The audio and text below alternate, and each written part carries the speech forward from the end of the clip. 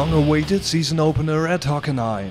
For 7 newcomers, it is their first ever DTM race. Goosebumps guaranteed.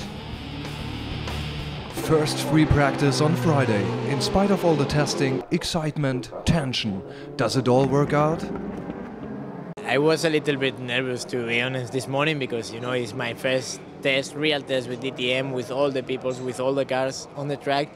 And I was a little bit nervous, like how it will go, but I think it was really good for us. A lot of things are still unfamiliar. Procedures within the team, set up for qualifying and the race. What is the opposition doing? I am young, but I did some racing before, and you know, it's just other drivers, and you have to fight with them. Some former F1 drivers, so for sure I respect everybody, and that is to be a fair racing, and it's going to be a fair racing. Things are getting serious. First qualifying of the season and a newcomer surprising everybody. Dirk Werner qualifies a sensational third on the grid, an excellent start. It's really a fantastic start for BMW, for me, into this season, and a great satisfaction really to know that the car is fast. I think it's very ambitious to join DTM with Audi and Mercedes, and then to be competitive is great. Fellow BMW driver Andy Prio also gets his campaign off in a good way. The Brit is 7th on the grid. The other rookies on the second page of the timing screens, Farfus and Meri, even down in 19th and 20th place.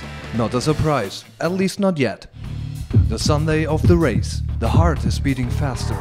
Driver's parade, a capacity crowd. Formation lap.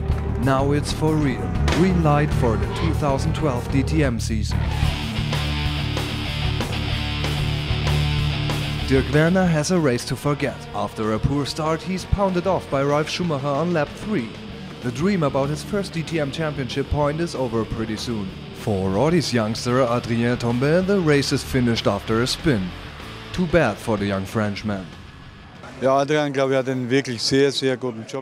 did a very good job, and I'm so sorry for him. He got twisted and his car broke, but I think he would have been capable of gaining some points. And, of course, that would have been a perfect start for him. The